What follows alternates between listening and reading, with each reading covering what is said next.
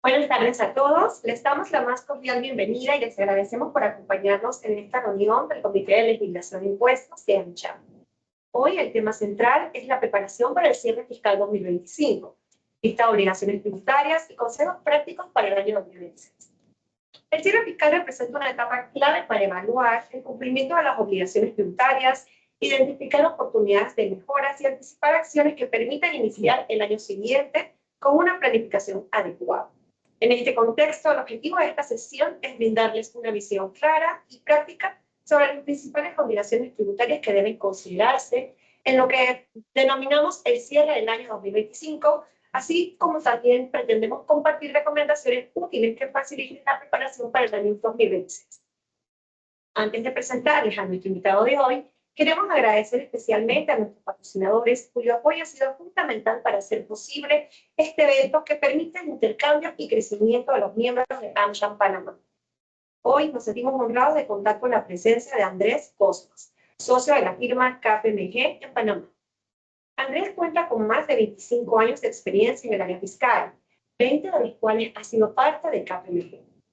Es un profesional con una formación en contabilidad, incluyendo una maestría en contabilidad y control gerencial, un posgrado en contabilidad gerencial, ambos de la Universidad Interamericana de Panamá. Además, cuenta con una licenciatura en contabilidad de la Universidad de Panamá. En su campo laboral, Andrés ha ganado experiencia trabajando con clientes en diversos tipos de industrias, como el sector financiero, telecomunicaciones y energía. Actualmente lidera los servicios de Global Mobility Services en Panamá, enfocados en expatriados. También ha sido parte de proyectos de debida diligencia en áreas de fusiones y adquisiciones, además de ofrecer asesoría fiscal y estructuración de operaciones de cobro. Andrés ha facilitado el curso de gestión fiscal y fue presidente del Comité de Legislación e Impuestos de la Cámara de Comercio Americana e Industria durante los años 2019 y 2020. Andrés, en nombre del comité, te damos la bienvenida y agradecemos que hayas aceptado nuestra invitación y te cedemos la palabra. Buenas tardes, muchas gracias a Jean por la invitación y al Comité de Legislación de Impuestos. Pues el día de hoy pues vamos a tratar algunos aspectos que pues hemos considerado importantes compartir con la membresía sobre cuáles son aquellas prácticas que deberíamos seguir pues una vez nos preparamos para terminar con este cierre fiscal 2025 y cuáles serían aquellas que recomendamos se tienen que tomar en cuenta para un debido cumplimiento en 2026, ¿no? Ya pues sabemos que hay algunas cosas pues que ya están en vista de ser aplicadas y algunas obligaciones porque ya tenemos en firme y en los próximos meses. Así pues que creo que es el momento oportuno para revisarlas ya en preparación a lo que es el periodo de zafra y cerrar todo lo que es las auditorías de los estados financieros, el debido cumplimiento con las obligaciones en precio de transferencia y por ahí mismo también algunos temas de declaraciones de sustancias, ¿no? Entonces, sin más, pues vamos a arrancar con la primera práctica que es recomendar o hacer una debida conciliación de los ingresos reportados en las declaraciones de ITBMS con las declaraciones o los que tienen el balance de pruebamiento. Aquí hay que tomar en cuenta algo. Nosotros a veces, pues, la práctica antes, pues, digamos que hay una época antes y después de la facturación electrónica, ¿no? Cuando nuestro sistema, pues, emitían las facturas directamente desde nuestro ERP y nosotros reportábamos estos ingresos en nuestro formulario ITBMS y al final del año, pues, lo que se hacía era conciliar, ¿verdad? ¿Qué reportamos en la declaración de renta con lo que reportamos en la declaración de ITBM para estar seguros de que no se nos ha quedado nada por fuera? Ahora tenemos que añadirle a esto, tenemos que hacer una conciliación de lo que salió del PAC con lo que está en nuestras declaraciones de ITBMS y nuestro sistema contable. ¿Y por qué les digo esto? Porque posiblemente a algunos les ha sucedido, a nosotros nos ha pasado con algunos clientes, que el cliente reporta una factura hoy en su sistema contable, pero la factura sale 3, 4, 5, 6 días después. Hemos visto casos de 3 meses después. Y claro, eso tiene una incidencia interesante porque si realmente yo en mi sistema emití la factura hoy y mi cliente la recibió 15 días después, la pregunta es, cuándo realmente se emite la factura, cuándo se genera la obligación de pagar el TVM, ¿no? Claro, conservatoramente yo tendría que decir que la fecha que tiene que respetarse es la fecha en la que yo emití, porque fue la fecha en la que yo reconocí mi ingreso, ¿no? Pero eso es lo que nos va a traer, son diferencias en los ITBMs. Entonces, sí, hay una situación atípica, una cosa que no debe suceder, y es que nuestro sistema contable debe estar alineado con nuestro PAC. Nuestras facturas deben tener la misma fecha. Y existe mecanismos para que nosotros podamos ver la facturación que hicimos y la podamos cruzar con nuestro sistema contable y nuestras declaraciones de ITBMs. Entonces, claro, una práctica sana, aquí les dejo más o menos un ejemplo de lo que es una conciliación. Y la idea es que si yo tengo una diferencia, ¿no? No es decir, bueno, tengo una diferencia de $145,000. No, la pregunta es, tengo una diferencia, ¿de dónde sale la diferencia? Y pueden haber situaciones, por ejemplo, diferencia en cambio de monedas, o tener, y en este caso muy particular donde no hay, vas a ver de repente que puedes tener ventas de activos, que esa es la más típica, porque cuando tú vendes un activo fijo, el activo fijo va a reportar en la declaración de TBMS por el valor de la venta. Pero el registro contable no es una venta, es una ganancia o una pérdida en la venta. Entonces, claro, ahí tú tienes una diferencia que definitivamente puede estar causando la diferencia. Y más allá de decir cuál es tratar de cuestionar por qué es la diferencia. Y si existe una diferencia, bueno, ¿sabes qué? Tiramos esta factura salió emitida en enero, ¿no? Aquí tengo una diferencia entre lo que yo reporté en mi declaración de TBMS y lo que yo tengo en mi sistema de control. ¿Cuál es la preocupación que puede haber? Pues definitivamente, ahora que tenemos el sistema de la DGI haciendo amarras, o sea, ya las auditorías son mucho más sencillas desde el punto de vista que el sistema les hace prácticamente todo el trabajo. Y nosotros ya simplemente lo que tenemos es que estar por delante del sistema diciendo, oye, ya verifiqué y tengo diferencia. Entonces, en el primer ejercicio, pues primero chequear, verificar que todas nuestras facturaciones, de acuerdo a nuestras declaraciones de ITBM, se reportaron para los meses que se emitieron, que las declaré como corresponde.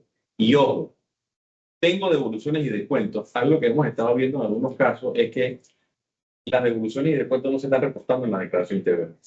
¿Y por qué? Porque van en la línea de abajo, donde está la sección de las compras.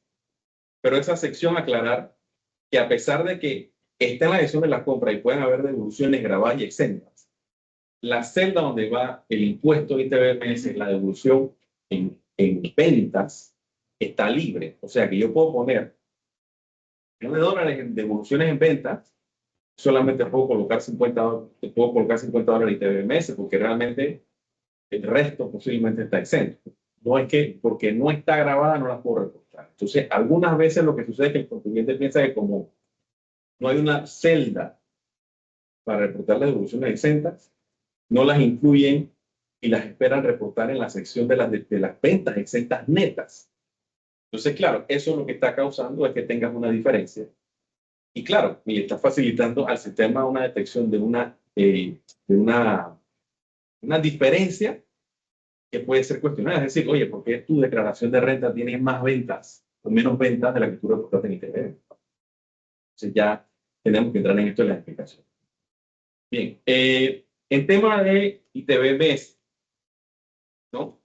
Aquí pues te da la mesa de cuando nosotros empezamos operaciones en un periodo fiscal, ya sea una persona jurídica, ¿no?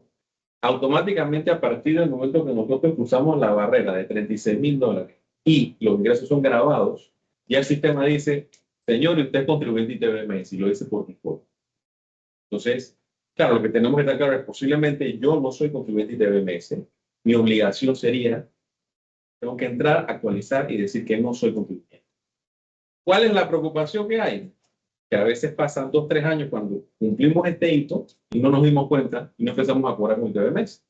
Entonces hay que tener esto claro de que ya de una vez apenas nosotros rompimos la barrera de los 36, ya sea que fue en el periodo anterior, en este periodo, o si yo empiezo el periodo fiscal y yo estimo que yo voy a tener más de 36,000, pues definitivamente, para evitar un error, a partir del día 1 ya empieza a cobrar.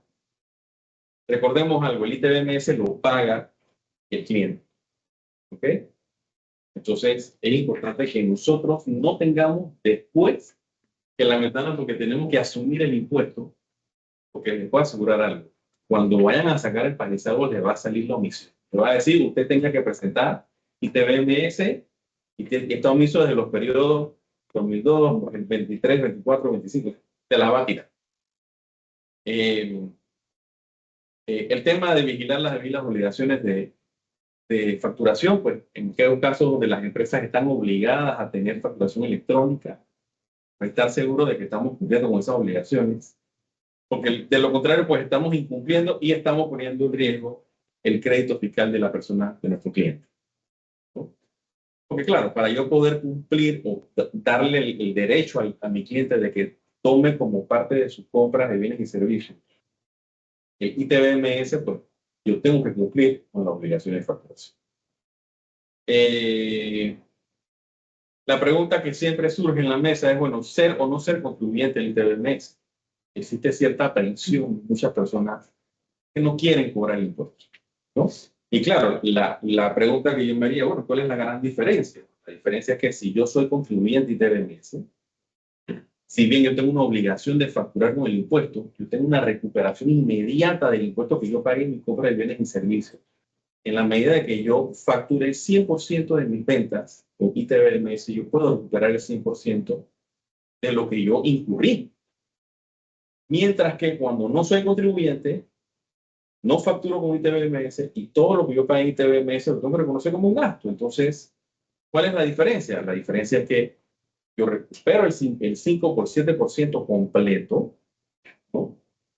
Y en la medida que no lo facture, lo voy a recuperar como una deducción de impuestos sobre la renta, que voy a recuperar el 25% en la medida que tenga ganas. Entonces, sí, es más rentable ser contribuyente. Nos quitamos un problema grave del medio y, bueno, tenemos que cumplir las obligaciones de emitir factura electrónica. Por eso aplica para los que son y no son contribuyentes. Entonces, tratemos de analizarlo desde ese punto de vista. Aquí añadí algo, particularmente sobre las empresas SEM. Pasa mucho y cuando hemos recibido algunas empresas que están en este sector, pues tener claro que cuando se le factura desde una empresa SEM a una entidad local que genera renta agravada, existe la obligación de facturar con ITBMS y automáticamente la SEM queda como un contribuyente de ITBMS.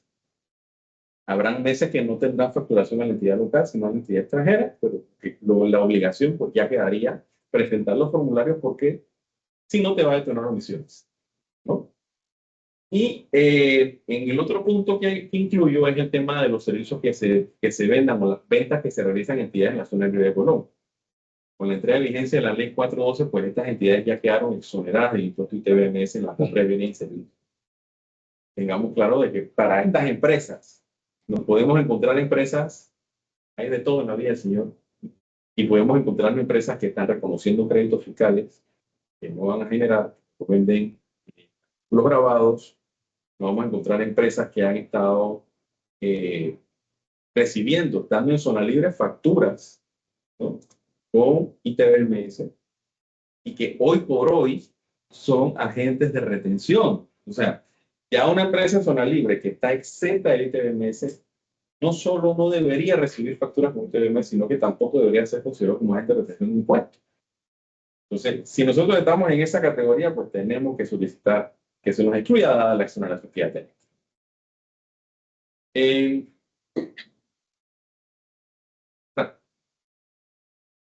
En el caso de las cuentas malas, el ITBMS, esto es algo que siempre recordamos porque esta es la fecha donde habitualmente pues, las empresas se dedican a revisar la salud de las cuentas por cobrar.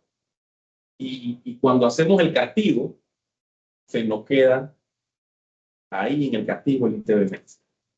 Y el ITBMS lo podemos solicitar como crédito fiscal a medida de que estemos castigando la cuenta incobrable. O sea, si tienes una cuenta incobrable, no importa que tiene más de 180 días, siempre y cuando la cuenta incobrable haya sido operación grabada del impuesto. Y segundo, puedas comprobar la insolvencia del deudor, entendiéndose que son la cesación de pago, la quiebra, la desaparición del deudor iniciación de cobro judicial, paralización de operaciones en deudor y situaciones similares, pues tú podrías castigar esa cuenta y pedir que se te considere el ITBM según un crédito fiscal. Esto pues no aplicaría en los casos de la venta del Estado que tiene una prescripción de 15 años. Ahí sí es más complicado tomar ese crédito excelente. Bien, la planilla 03 y el sí. Y esto pues definitivamente que esto nos ha llamado como que a entender nuevamente cómo es el tema del proceso este de la planilla 03. Porque claro, ya tenemos unos años ya con este proceso, pero siempre hay un aprendizaje, ¿no? Y lo primero que se recomienda de una práctica de auditoría sana es que nosotros confirmemos que el saldo que aparece en la contabilidad, en nuestra contabilidad, sea o por pagar, sea igual al valor del recibo que tengo que pagar en el mes de enero que corresponde a diciembre. Y eso, pues definitivamente desde el punto de vista de auditoría, de contabilidad, pues es la primera práctica sana. Si eso no es igual, pues tenemos un problema porque puede que no reportamos lo que teníamos que reportar o reportamos más de lo que teníamos que reportar. Entonces, hay que estar claro de que una vez que eso quede registrado, pues en tu sistema debería quedar el valor del recibo a pagar debería ser igual al valor de la compra. También tenemos que asegurarnos de que el monto de las retenciones que se reportaron en el CIPE cubran el valor del impuesto que se tenía que retener. ¿Por qué? Porque si esto no sucede, cuando salga el formulario, que el formulario va a salir desde marzo, nos va a salir un impuesto a pagar, ¿no?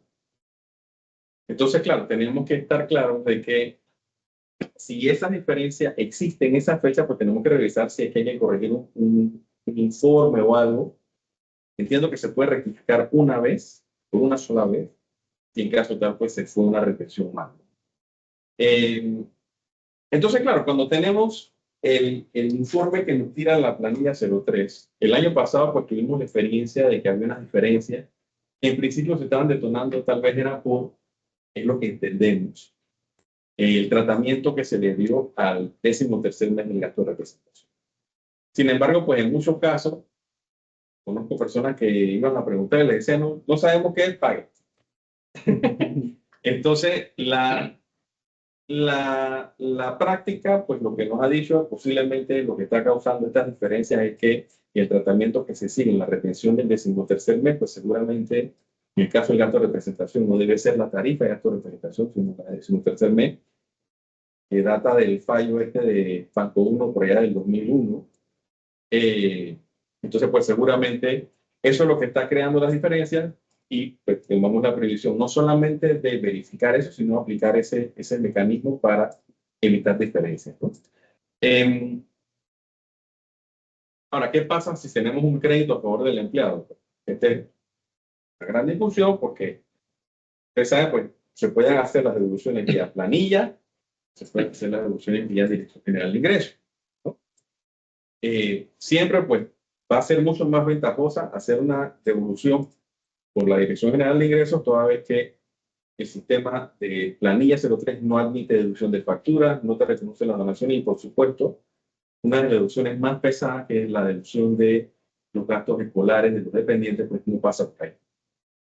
Entonces, claro, para una empresa es más complicado hacer el proceso de planilla 03 en la devolución y a través del Seguro Social, porque le tocaría entonces al empleador ser el garante y responsable sobre la documentación que se tiene que retener para demostrar que yo, en correcto uso de mis facultades, pues hice las retenciones como corresponde. Por ejemplo, si en la empresa tú tienes el permiso tú vas a tomar la deducción de los intereses hipotecarios, lo menos que debería pedir el empleador es una declaración jurada del empleado de que esa vivienda es su vivienda principal, ¿no? Que la vivienda es de él y su cónyuge o de él y que no está objeto de alquiler.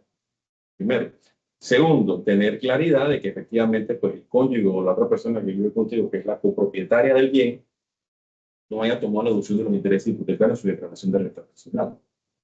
Tercero, pues confirmar que efectivamente la vivienda está a nombre tuyo y no de una sociedad, una fundación, porque ya automáticamente eso te deshabilita la deducción del interés hipotecario. Entonces, y bueno, ya la certificación hace las veces y te dice, sí, efectivamente, esta no proviene del régimen de intereses preferenciales y por consiguiente, pues aplica para este tipo de deducción.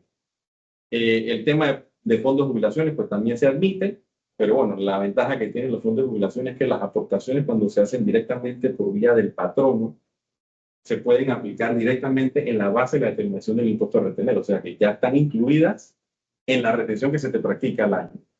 Así que ahí no hay un mayor tema, sin embargo, pues para el patrón será importante que exista una confirmación de que efectivamente esa aportación entró. Y bueno, si el empleado realizó aportaciones adicionales, pues eso puede entrar también en mejora del impuesto que tiene ahí. Y por último, pues, que otra que es importante, que es la deducción de los gastos médicos. Sin embargo, en ese caso muy particular, ahí no entra ni una factura. Te puedes encontrar que te mandan la certificación de la póliza, pero si no eres dado a la práctica de meter los reembolsos de gastos a la aseguradora, pues seguramente no los vas a tener en el seguro, y pues te tocará perder esas pocas deducciones, a menos que tú decidas que tu cónyuge también tome la deducción y se rebate. Esas son las 4 deducciones que se permiten a nivel de la planilla 03. Por consiguiente, pues si tienes otros asuntos que por los cuales puedes pedir la devolución, pues tendría que irte por la declaración de renta. Y la limitación que hay es que si tú pides la devolución por 03, no puedes pedir la devolución por vía de declaración de renta. Es una de las dos. Entonces, no se pueden casar las dos.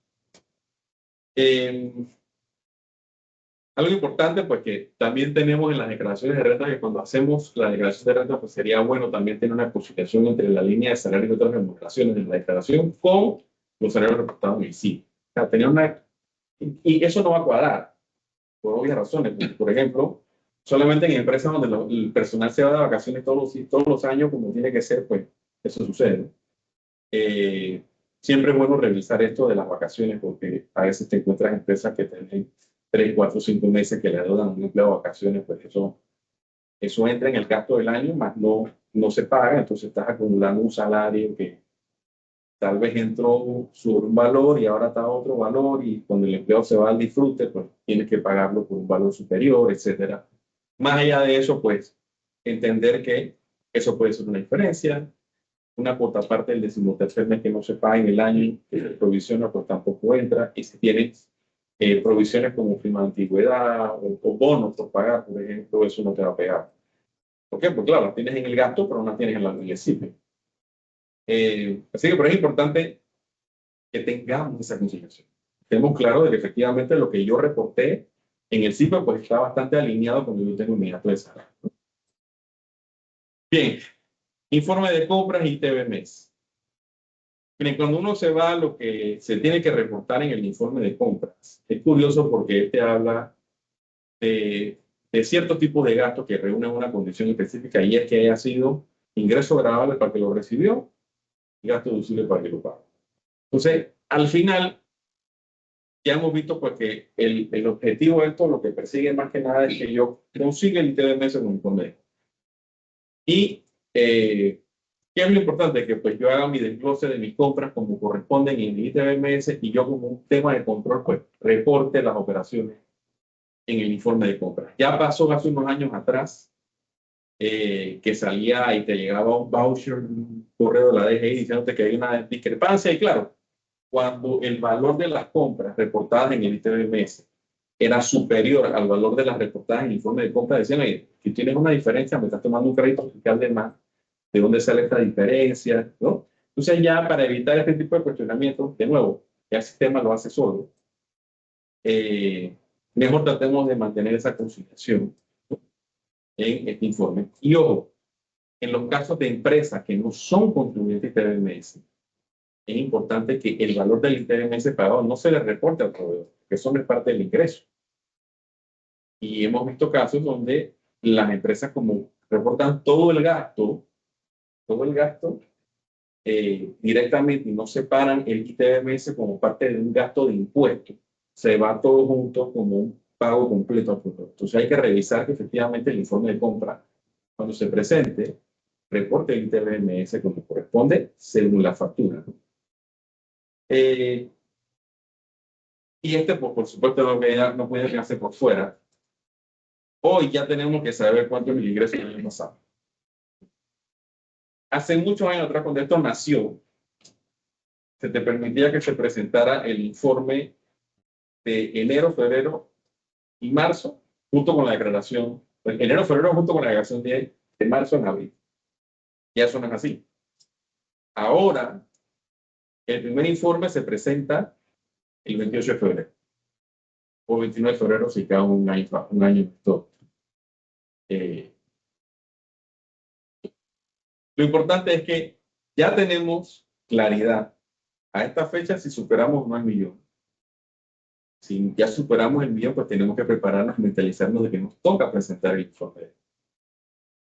Así que para aquellos que no han sido contribuyentes de informe de compra, pues sepan que ya, si este año sobrepasan el millón de ingresos o los 3 millones de activos, tienen la obligación de cumplir con el informe de compras. Bien, el caso de la distribución de utilidades y el impuesto complementario. A esta fecha lo que nos toca hacer una evaluación de si vamos a pagar o hacer una distribución para evitar el pago del impuesto complementario. Si tuvimos utilidad en el periodo, pues a la fecha que vamos a presentar la declaración de renta, tenemos que estar claros si queremos o no pagar el impuesto complementario, que mi recomendación sería no. Esto pues, básicamente lo que te dice la norma es que si tú no distribuyes más allá del 40% de las utilidades netas del impuesto del periodo fiscal, tendrías que pagar el impuesto complementario y ese impuesto complementario pues lo podrás utilizar como un crédito al impuesto de dividendo en el evento de la futura o subsecuente distribución. ¿Pero qué es lo que pasa? Que el impuesto complementario se determina no sobre la utilidad financiera, se determina sobre una utilidad ficticia en muchos casos porque tenemos gastos no deducibles, que son gastos reales. Y al final, cuando vamos a hacer la distribución real, terminamos con un complementario que no podemos utilizar. Porque nos gastamos, pagamos mucho más complementarios porque asumimos que tenemos una utilidad mayor en ausencia de algunos gastos que no se pueden deducir y terminamos con ese impuesto complementario que prácticamente como estamos hoy no se puede compensar, no se puede devolver, no es gasto, ¿no? Y ya sabemos el resto. Entonces, lo importante es que ya a esta fecha, pues tener en mente que antes de presentar la declaración de renta yo tengo que tomar la decisión que se distribuye o no las utilidades. Este pago de impuesto de dividendo tiene que darse entre los 10 días siguientes a la fecha en la que se declara la distribución. Y eso no tiene que ver nada con la fecha de pago. El documento en el cual se hace la declaración es el acta de distribución. Por consiguiente, pues al no requerir desembolso efectivo, pues yo podría tomar la decisión de ponerlo como una cuenta por pagar hasta tanto tenga la disponibilidad de caja. Esto es importante que esta distribución, cuando se va a presentar el formulario, tengamos presente de que tiene que ser de las utilidades del periodo para el cual se presenta la declaración. Si yo no puedo tomar la distribución de dividendos del periodo 2024, que la hice en 2025 o 2026, para aplicar ese pago de dividendo a esta distribución, ¿no? Si voy a aplicarme para el beneficio de la exoneración o el no pago del impuesto común. Y siempre es bueno revisar si es posible aplicar los beneficios del convenio.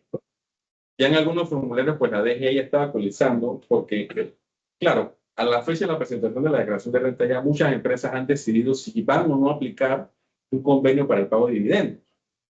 Entonces, en esos casos, pues habría que hacer un ajuste en la sección del complementario para que el formulario me compute realmente el complementario que yo quisiera pagar, si decido pagar complementario, sobre la porción que corresponde a la tasa que corresponde del complementario que me toca. O sea, si yo aplico un convenio donde, por ejemplo, yo reduzco mi tasa de 10 a 5%, yo no debería pagar el 4% complementario, porque si no, cuando haga la distribución, voy a terminar pagando una suma superior de complementario que voy a terminar pagando. Yo tendría que hacer un ajuste aritmético en la sección del complementario, donde dice impuesto pagado, creo que lo dice el formulario de zona libre o el formulario de Pacífico. Hay un formulario que lo dice, que dice impuesto y dividendo pagado o beneficio de tratado para evitar la doble tributación. Entonces, claro, la idea es ajustarlo para, si voy a pagarlo, pues que pague la cifra que me corresponde, no pagar un impuesto complementario en exceso. Y por último, pues tener cuenta de que si somos una sucursal, no hay como un impuesto de dividendo como tal, porque no hay acciones, pero la forma de determinación del impuesto complementario en estas sucursales es el 10%, que es la tasa del impuesto de dividendos, sobre la utilidad o la renta neta agravable neta del impuesto. A diferencia de una sociedad normal, este impuesto se paga el 31 de marzo o en la fecha en que se paga el impuesto sobre la renta, en caso de que sea una empresa de periodo especial. Si no pones el gancho arriba del sucursal, pues no te va a computar el impuesto al 10% ni te lo va a poner a pagar el 31 de marzo. Bien. Muy bien. Disculpen la rapidez, pero ya veo que el reloj me está correteando. En el caso de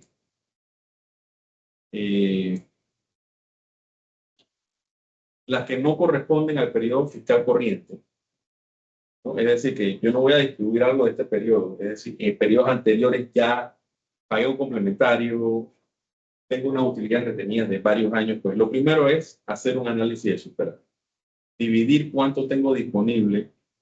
Mire, esto lo digo porque en la práctica a veces le dicen a alguien, no, que hay que hacer una distribución de dividendos y allá va, 10% pago, listo, ya pagué. No, hay que hacer un análisis para saber cuánto queda de utilidad disponible en función de la utilidad financiera. Yo no puedo distribuir utilidades que no tengo. Entonces, yo tengo que distribuir utilidades y pagar el impuesto de dividendo a la tarifa que corresponde a la utilidad de esa fuente. O sea, si esa fuente, si yo tengo utilidades, si ya me gasté las utilidades al 10%, me toca distribuirlas el 5%. Yo tengo que saber cuánto me queda de complementario disponible y cuánto me queda de esas utilidades disponibles al 10%. Y posiblemente voy a tener utilidades disponibles a la tasa cero. Por ejemplo, dividendos, ¿no? Entonces yo tengo que hacer un cuadro, determinar pues, cuánto me queda de cada fuente, cuánto tengo complementario disponible, ¿no? Y analizar pues, qué voy a hacer con ese complementario, porque en muchos casos, pues ya hemos visto casos de empresas que han intentado pedir la devolución, de compensarlo, y no pasa nada. Entonces, pues, se ve muy raro un estado financiero que tú tengas un déficit acumulado y tengas una línea que dice impuestos anticipados en utilidades por distribuir y pones el complementario. O sea, es súper raro. Entonces, ¿qué impuestos has pagado aquí que tiene que ver con un déficit? Esta ya debería ser parte del déficit porque posiblemente no lo va a recuperar, tomando en cuenta que existe un ordenamiento en el 170 que dice que tú solamente puedes aplicar el complementario, al menos como está hoy, el decreto 170, que tú solamente puedes aplicar el complementario para los años en los periodos en los cuales incide el cálculo. Entonces, no es que yo pueda agarrar ese complementario y tomarlo hoy. Y algo bien importante, señor. En la distribución que hablamos en esta página, que corresponde a la del 2026, no hay deducción alguna de impuesto complementario, porque ninguna de esas utilidades ha sido objeto de impuesto complementario. Así que yo menos puedo decir que en esta distribución yo me voy a rebajar un complementario, ¿no? Hay que respetar el orden de la distribución de utilidades. Primero tengo que agotar las rentas grabadas al 20, al 10, al 5 y del último al 0, ¿no? Y por último, el uso del complementario es proporcional al valor de la distribución. ¿Eso qué significa? Que si yo pagué $100 de complementario y yo voy a distribuir una suma X y el total del impuesto complementario que yo pagué lo quiero aplicar, no puedo en la medida que no agote el 100% de la utilidad. Así que si la única forma que yo tengo para aplicarme esos $100 es que yo agote el 100%, distribuya el 100% de la utilidad de ese periodo. De lo contrario, pues tendría que utilizar una prorrata para asignar el porcentaje de la utilidad que estoy distribuyendo entre el total de las utilidades del periodo para entonces sacar cuál sería el complementario que puedo usar en esta distribución.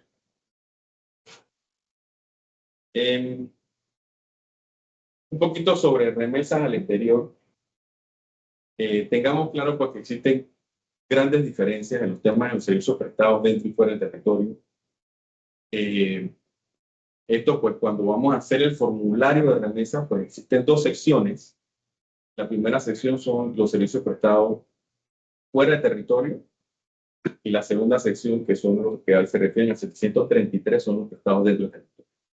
Si usted presenta un formulario de remesa al exterior, indicando que el servicio se prestó dentro del territorio, pues automáticamente le va a detonar la omisión del ITBMS, ¿no? Entonces, claro, entendiéndose pues que el ITBMS que yo le tengo que retener a estas personas ya debería estar considerado que viene dentro del total facturado, y ese total facturado pues yo en su momento pues lo tomo como un crédito fiscal en mi declaración de ITBMS, ¿no?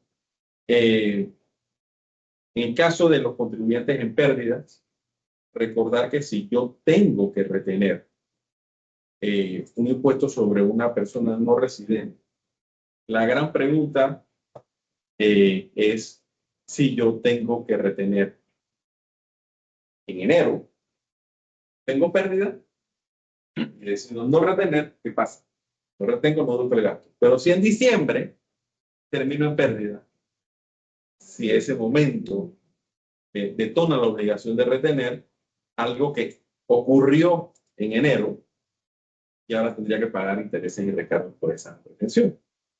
¿Por qué? Porque hay una norma que dice, oye, si tú perdiste, no importa si tomas o no el gasto deducible, tienes que practicar la retención del impuesto. Entonces, tener claro porque eso no está claro en la norma, y lo más probable es que voy a terminar haciendo una retención porque definitivamente, como está en el último punto de la caja, dice que hay una relación de la retención con la deducción del gasto. Y la norma pues me obliga a retener para tomar la deducción del gasto, y si no retengo y no tengo pérdida, pues no hay problema, pero si retengo, si tengo pérdida, tengo que retener. Aquí pues tomar en cuenta que también existe la posibilidad de aplicar convenios, y como lo mencioné en el momento de los dividendos, reiterar que cada tratado por el que Panamá ha firmado un convenio para evitar la doble tributación tiene un protocolo. Muchas personas piensan que porque Panamá tiene un convenio para evitar la doble tributación con otro país, no se retiene. Entonces, claro, primero pues tener claro que no es que no se retenga, hay un protocolo, hay un proceso de notificación, y siempre es importante hacer una revisión, un análisis de cuáles son las condiciones del contrato, cuáles son las condiciones del servicio, para saber si realmente yo quepo dentro de lo que otorga, el beneficio que otorga el convenio, para yo poder gozarme del beneficio de la tasa reducida. Servicios prestados por entidades SEN y viceversa. Tener claro pues que las empresas SEN, cuando prestan un servicio a una entidad local, están sujetas a una retención del 5%. Y cuando la SEN reciba servicios del exterior, está sujeta a debe retener sobre el pago para poder tomar la deducción a la tarifa del 5% sobre el 50%. Pasa mucho que vemos que se nos queda por fuera siempre en el 5%, o se retiene el 2,5% cuando se le retira al SEN. Tener ese cuidado también. En los casos donde tenemos que pagarle a alguien y siempre le decimos, oye, lo que pasa es que yo tengo que retener este impuesto, y te dicen, no, no, que es que el impuesto debe venir ya retenido y debe ser futuro, tienes que asumir, porque claro, como panameños, a veces lo que le decimos a la persona cuando le vamos a pagar, oye, le tengo que retener. ¿No? Entonces ya la persona dice que me tienes que retener. No hay que retener nada. Entonces, claro, al final lo que pasa es que terminas tú asumiendo el impuesto.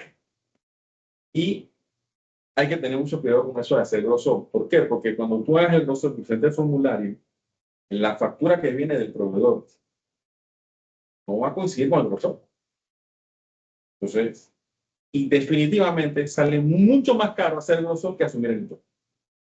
Entonces, hagan el ejercicio, lo pueden hacer, se van a dar cuenta que efectivamente es más oneroso. Así que la recomendación primero es decirle a las personas que te van a prestar un servicio en Panamá por delante cuánto es el valor de la retención, porque eso es parte del costo de operar en Panamá. Segundo, informarles que le vas a retener para que ellos puedan considerar eso dentro del valor de su servicio, porque es un costo de ellos. Y tercero, de la retención, alinear estos cargos también de las operaciones cuando son relacionadas, porque ya lo habíamos medido con reglas de peso y transferencia. Hay que tener un tema aquí importante porque cuando hacemos las retenciones por remesas al exterior, siempre tenemos el problema de que cuando se hace el análisis del precio de transferencia, es que nos salimos. Entonces, te remesaste por un interés. Cuando hiciste el análisis del precio de transferencia, te saliste. Y entonces terminaste remesando un dinero por un interés que no puedes deducir. Botaste la plata. Entonces, hay que ir por delante analizando esto, verificar que estamos dentro del rango, porque si no, pues estamos pagando retenciones sin tener una cobertura necesariamente que vamos a tomar el gasto deducible. En el caso de la agente de retención, ganas del tiempo, vamos bien. Pero hay 5 tipos de agente de retención, ¿no? Primero es el designado por la DGI, que todos los años aparecen listados en el mes de septiembre. Están los organismos del Estado por las compras y servicios que realicen, las entidades no residentes, cuando nos prestan servicios a nosotros, que es el caso del impuesto de remesa al exterior, las empresas que son administradoras de tarjetas de crédito y débito, y las sociedades de derechos irregulares o consorcios, los famosos joint ventures, ¿no? La retención, pues, siempre será el 15%, el 50% del valor facturado del TBMS, y la empresa que es designada como agente de retención, pues, tiene que presentar ese formulario dentro de los 15 primeros días a la fecha de cierre del periodo a reportar.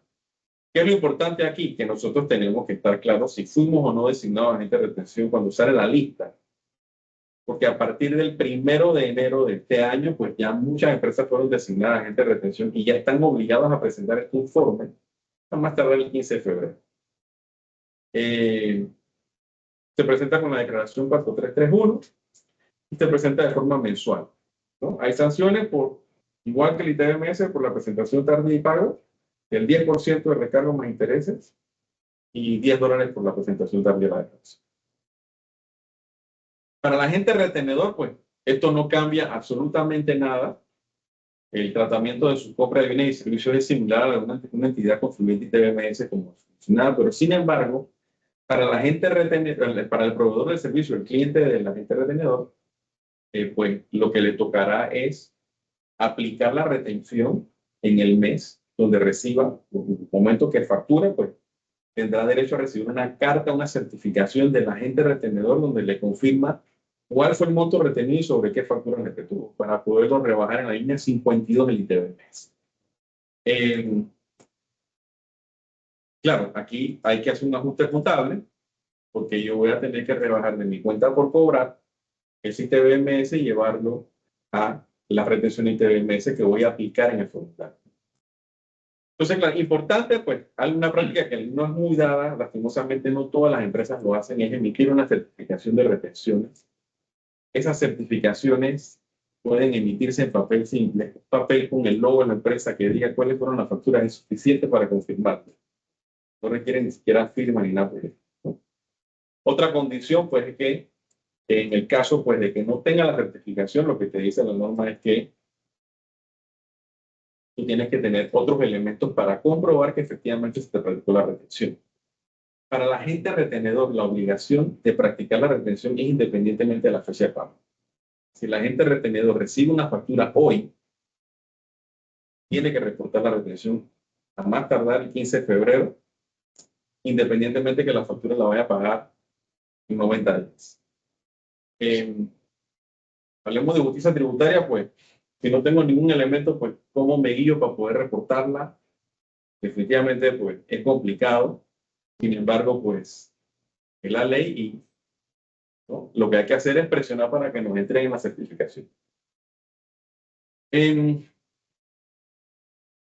Como lo mencioné, pues, es importante que verifiquemos si hemos sido designados como agente de retención para el año fiscal que viene. De nuevo, esto sale en el mes de septiembre del año. Lo que sale en este año salieron publicados en Gaceta Oficial en septiembre del 2025.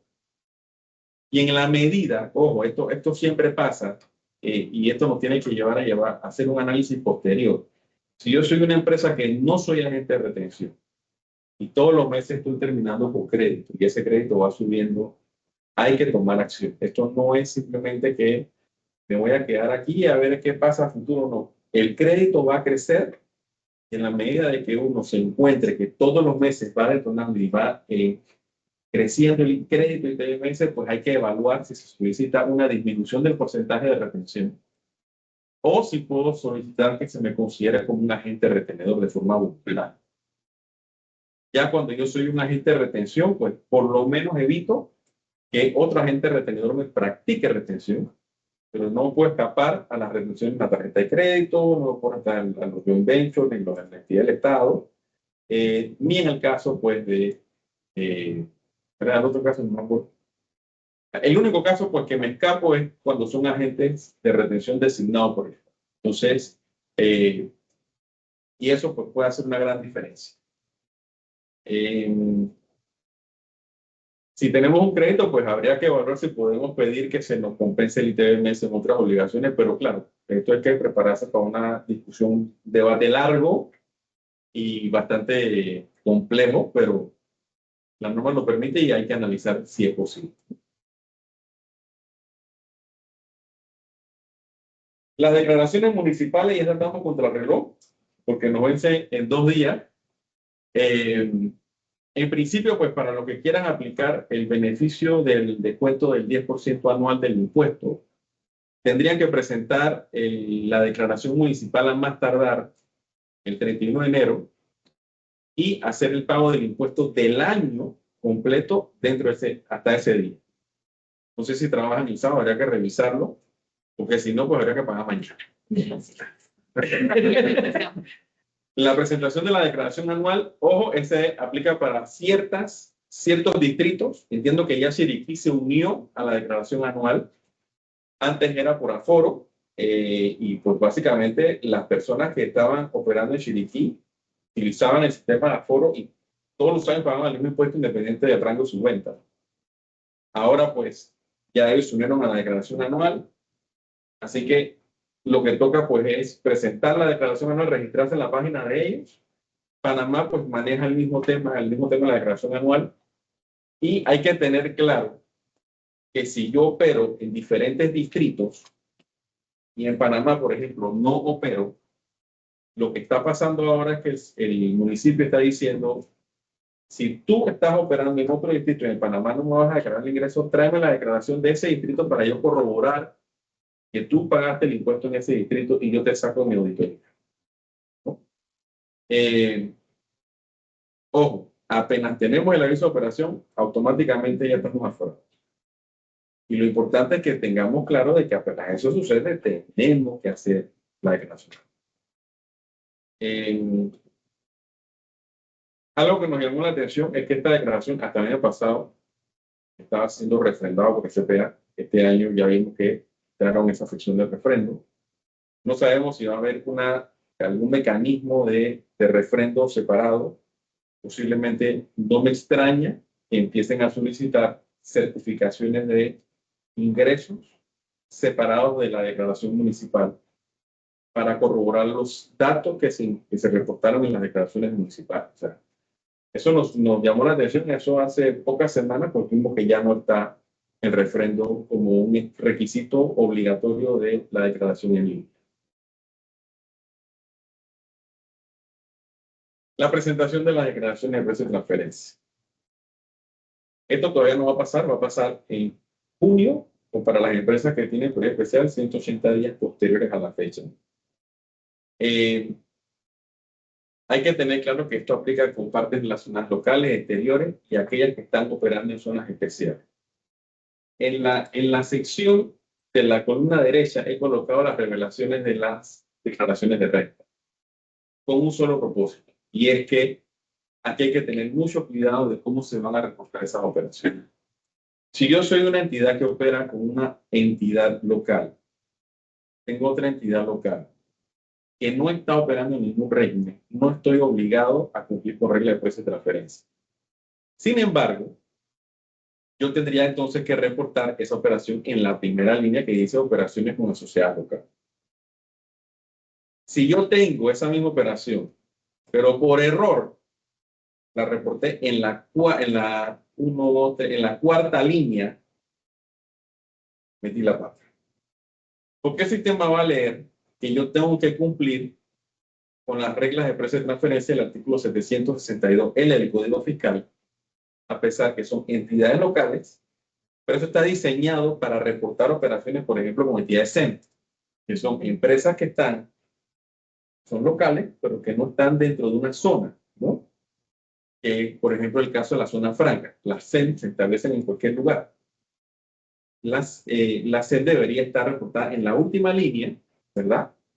O, por ejemplo, esta línea también se usa cuando yo soy una entidad en una zona especial y tengo que reportar una operación con una entidad local. ¿Ya?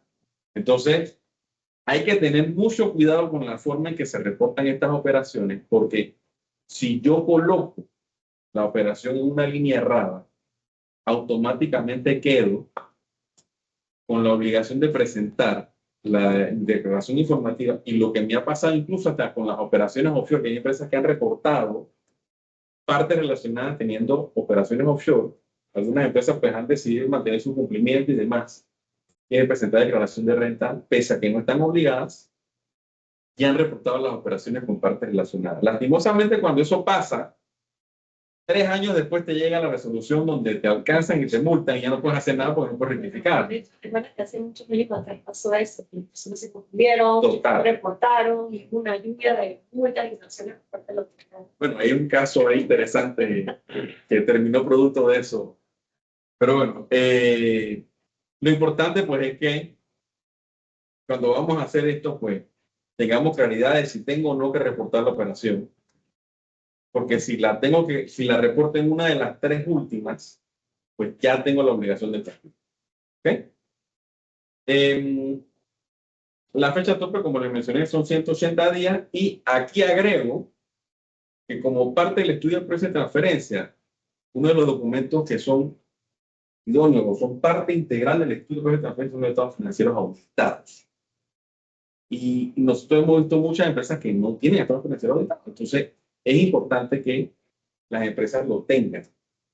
Muchas empresas simplemente se van con el gusto de nada más voy a presentar la declaración informativa y no cumplen con el requisito de tener el estudio de precio de transferencia. No, yo creo que esto nos debe llamar a que estemos preparados, porque yo sé que la Dirección General está muy activa viendo los temas de precio de transferencia, y una vez que nos requieran el estudio tenemos 45 días. Esto es como el anexo 94. La gente no hace el anexo 94. Entonces, cuando tienen que hacer el anexo 94, dicen, ay, la peste. Tienen que armar los papeles hace 4 o 5 años, ver qué era lo que había que reportar. Entonces, es complicado. Es mejor tratar de hacer esto todos los años. Si no me lo pidieron, bueno, no me lo pidieron, pero eso es parte del costo de operar, es parte del cumplimiento. Esta es una norma que no está muy relacionada con temas fiscales, pero yo estoy viendo que esto va a ser un tema en el mes de julio. Y es una modificación que se dio a la Ley de Protección al Consumo. Y es que a partir del 19 de junio, las empresas tienen que colocar en el mostrador los artículos con el precio del ITBMS incluido, ¿no? Entonces, no puede existir una diferencia entre lo que yo estoy reportando en la factura, lo que le voy a cobrar a la persona cuando va a la caja, y lo que yo tengo puesto en el display. Porque claro, la persona tiene todo su derecho de decir, no, allá dice que eso costaba 50 centavos, a mí me cobra 50. Y el problema que tiene eso es que la diferencia es el ITBM. Entonces, si usted no lo pone en el precio, va a tener que asumir el costo del ITBM, porque la persona le va a decir otro paso. Yo no quiero ni saber cómo están pensando esto los supermercados y las empresas que se dedican al mayoreo de emergencia seca, porque esto es un dolor de cabeza. Pienso que no hay ningún tema que afecte la forma de facturación, porque al final estoy facturando lo mismo. Sin embargo, pues es la forma en la que yo voy ahora a poner los productos en mi display, ¿no? Entonces hay que tener mucho cuidado con esto. Y nos quedan 6 meses para prepararnos. Ya pasó enero, que tiene 80 días. Ya los meses que vienen se van así que prepararnos con tiempo para ese día. Y por último, no quería dejar escapar la oportunidad de recordar que pues, las empresas SEM tienen que presentar su declaración de sustancia, así como las empresas de Panamá Pacífico y las empresas de Zona Libre de Colón, que realicen operaciones federales 2 y 5 del 46B de la Ley 412. Esta obligación, pues, mi forma de entenderlo, pues ya estaba vigente desde el año pasado, pero creo que todavía la Zona Libre como que no ha diseñado la forma de la declaración de sustancia, y esto pues definitivamente es un requisito obligatorio para que las empresas que operan en esos literales, en ese tipo de operaciones, puedan gozar de las exoneraciones que provee la misma ley de la Zona Libre. Así que con esto pues concluyo mi presentación. Me pasé unos minutos, así que pido disculpas por el tiempo. Y bueno, quedo aquí atento a cualquier pregunta que pueda tener la audiencia. ¿Algún comentario a los presentes? Yo tenía, de pronto con todo lo que mencionaste, estas recomendaciones que diste, como las principales recomendaciones de pronto prácticas para las empresas, para que alineen esa parte financiera, contable y legal, evitando contingencias posteriores. ¿Cuáles serían esos tres puntos que tú dirías? Póngale cuidado. Lo primero, pues que la declaración de renta tiene que ir casada con el estado financiero. Eso es lo primero. Mi facturación electrónica debe estar casada con mi ITBMS. Si yo tengo servicios prestados, pues me parece que es importante que existan contratos. En el caso de los honorarios profesionales hay una norma que dice, oye, tiene que haber evidencia del servicio, ¿no? Debe existir algún tema de evidencia de servicio, pero en principio, pues los temas de retenciones por remesas, tener mucho cuidado con esto. Ya han habido muchos fallos del tribunal en relación, por ejemplo, a los tiempos de las remesas. Por ejemplo, cuando tú tienes un método de determinación de impuestos distinto, hay un fallo, recuerdo yo, que establecía sobre cuándo era la oportunidad de retención, independientemente de la forma en la que tú presentabas tu declaración de renta, que me presentaste tu transferencia por la misma línea, ¿no? Así que, claro, definitivamente, pues, hay muchas empresas que tienen departamentos internos que se encargan de administrar todos los temas de compliance. Yo pienso que lo más importante aquí es que, y las multas que se ven a diario, pues son porque no estoy cumpliendo con las reglas de facturación electrónica, los temas del ITBMS. Y algo que mencioné al inicio de la charla, pues revisemos que efectivamente nuestras facturas están llegando en la fecha que la gente. Hay que sentarnos a revisar con nuestro PAC que las facturas que nosotros tiramos coinciden con las facturas que dice nuestro sistema. Pero sí, hay muchas prácticas que se pueden revisar. Mira, algo que es muy que se ve a diario es el tema de la forma en que se prorratean las compras en el ITBMS. A veces tienes ingresos mixtos, es decir, tienes ingresos grabados y exentos y toda la operación de compra es grabada. Entonces, claro, si no existe una explicación lógica para que tú digas que toda la compra de las ventas mixtas es directamente vinculada a la operación grabable, eso el sistema te puede decir, esto está raro, revisemos esto porque yo te puedo aceptar que las compras estén directamente vinculadas con la operación grabada, pero los gastos no.